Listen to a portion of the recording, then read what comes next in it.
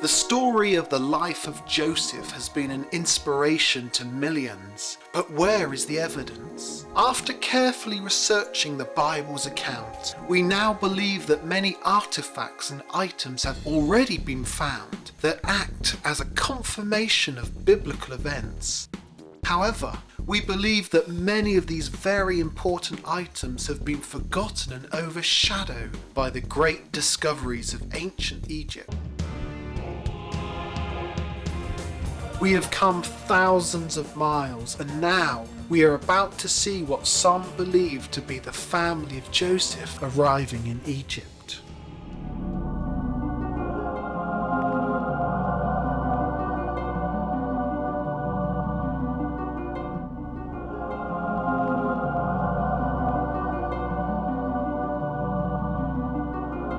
The scene in front of us indicates a migration of Semitic people into Egypt. Women, children, animals and men walking with weapons as the Bible describes. These Semitic people are clearly different from the depictions of Egyptians all around them. These depictions date to the time of Joseph, and those characterized are wearing multicoloured coats. The Bible says that when Joseph invited his family to live in Egypt, that he gave them all new clothes. Could it be that the very thing that had divided them when Joseph was young, the multicoloured coat, was now a symbol of a gift that was bringing them back together?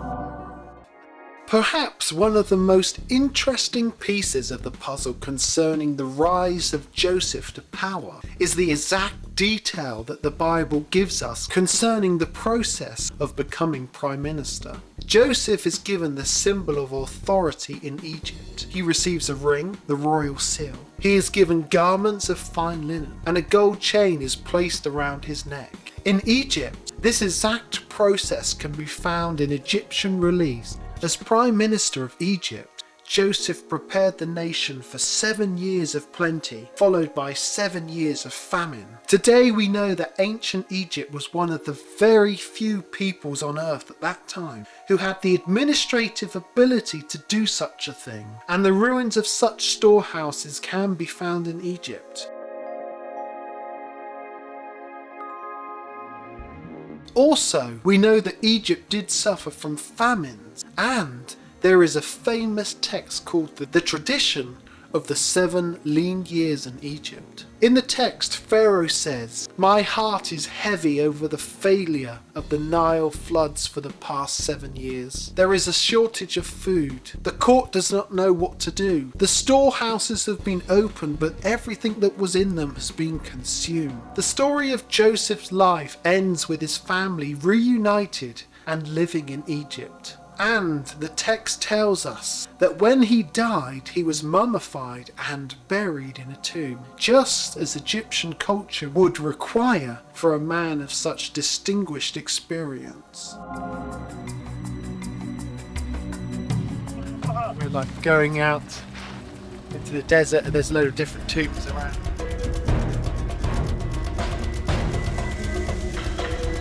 We've started our search for the Hebrew slaves, and we're looking for clues to lead us in the right direction.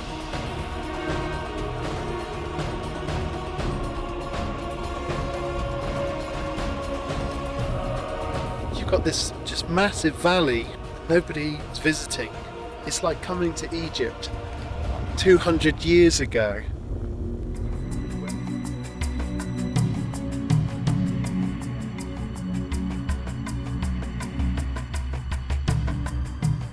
Mummy out there, so a mummy.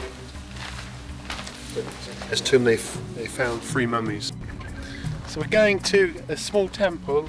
Inside is a 3,500-year-old inscription of hatred towards a Semitic people group by Pharaoh Hatshepsut. It says, "I have restored that which was ruined.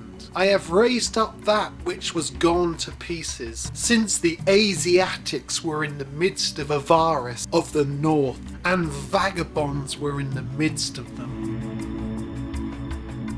Who were these Asiatics and vagabonds? We know from the Bible that Semitic people were often considered as an abomination to Egyptians. So is this them?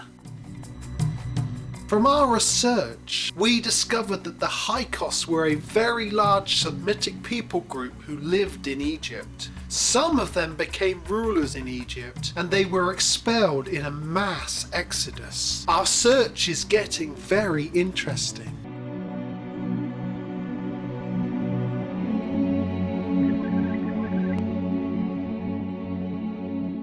This is the area which biblically is known as the land of Goshen. Excavations revealed that Avaris was a huge city, and the foundations of many structures have been found. The Semitic people who lived here became powerful, and their leader ruled vast areas of land. And to the amazement of many, several royal seals were also found here, bearing a name from the Bible: Jacob.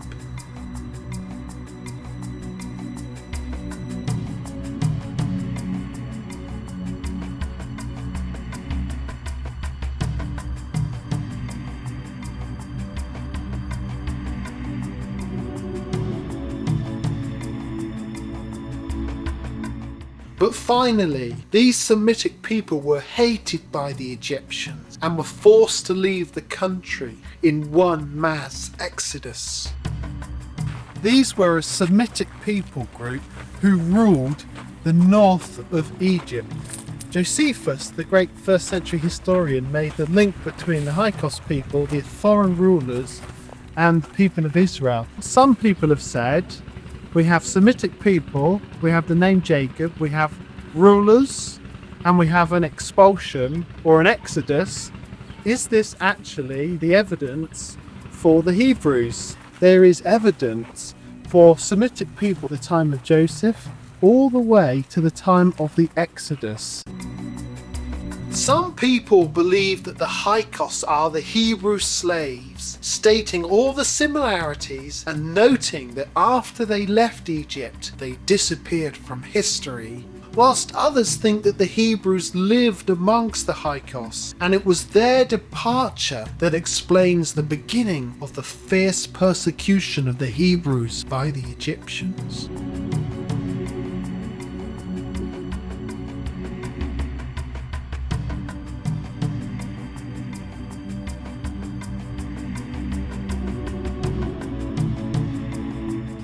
And also, they've wondered, some have considered that they may have even dug up the tomb of Joseph very near this area.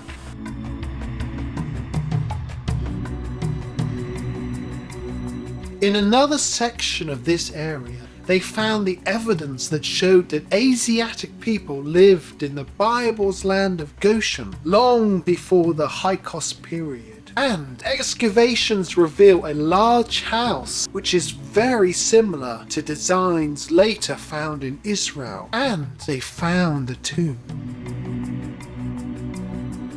Inside the tomb was the head of a broken statue of a Semitic leader who had made it into high Egyptian office. He was painted with coloured hair and his coat was multicoloured.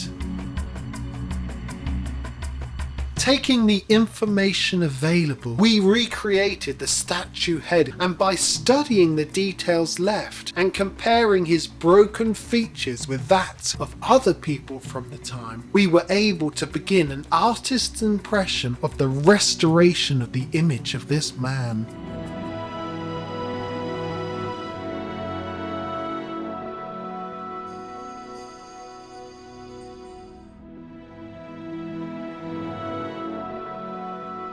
Finally, by comparing the technical details of the statue, we began to restore what this man may have looked like to his contemporaries. Over 3,500 years ago, this Semitic man became powerful in the Bible's land of Goshen. Could he be, as some believe, Joseph?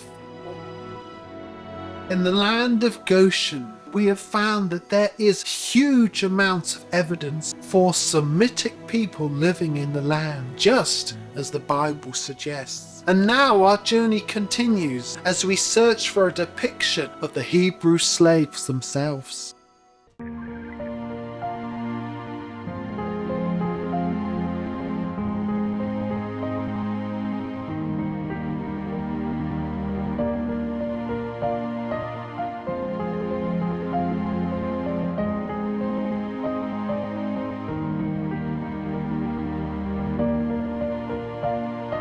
Our aim was to find the key to understand how the chief artist of this tomb portrayed Semitic people. This artist gave Egyptians thick, dark hair with coloured skin, but there were other people with lighter skin tones, as well as Africans in traditional clothes. It was then that we got our breakthrough. We found a depiction of some Semitic people paying tribute. These visitors from Syria gave us the clue that we were looking for. Now we knew that this artist drew Semitic people with lighter skin tones and with cropped light hair. As we looked again, we saw Egyptians. Then, mirroring the Bible, we found a man making bricks with very short hair.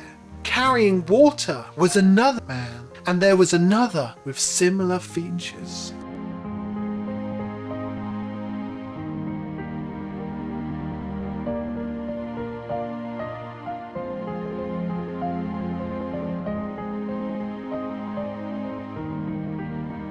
Finally, we saw a tall Egyptian overseeing the work, and the text says, "The rod is in my hand, be not idle." In the Bible, the children of Israel are beaten for not fulfilling their quotas, and they are told, "You are idle."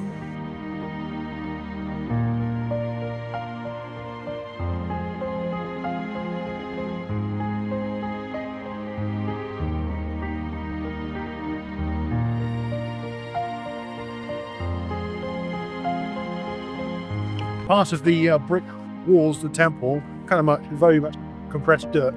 They found the cartouche stamped onto them.